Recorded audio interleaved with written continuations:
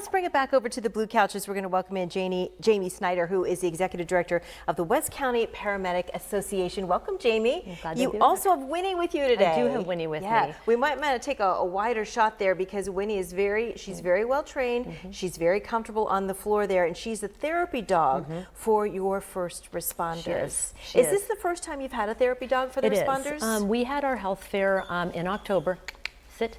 And we had our health fair in October, and it was identified that we had a bigger need than we thought. Our first responders deal with a lot of difficult calls, they deal with a lot of difficult calls, they deal with a lot of stress that most people don't see in a day. And when we had people from NAMI there, we had Therapy Dogs United there, it was identified that there was definitely a stronger emotional support need than we had initially thought. So when I saw that we were talking about this today, I wasn't sure if Winnie would be used for the folks that first responders are called to, or if she would be used for the first responders. We're going to start out with her being used with our first responders, and then we're going to take her out into the community and then get her acclimated. Winnie. Sit. That's such a great idea, because the first responders, they see a lot of things that can be difficult to take home with you every day. Correct. Yeah, correct. It's been, we didn't realize as much. There's a very large stigma that is attached to mental health and first responders, and people don't want to admit. We tend to be tough and we tend to be gruff, and we don't want to admit that we're having a problem.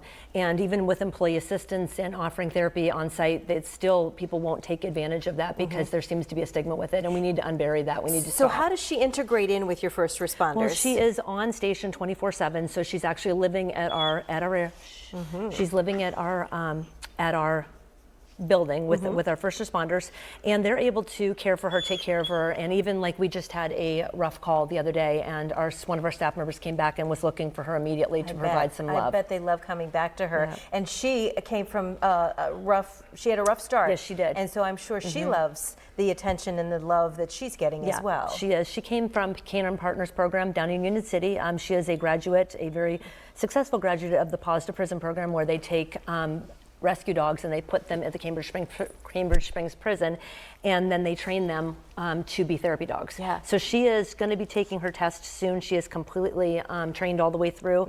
She's just getting used to being with us and used to being in our organization. And that takes several months to a year. Correct. Right, yeah, she was there quite some time.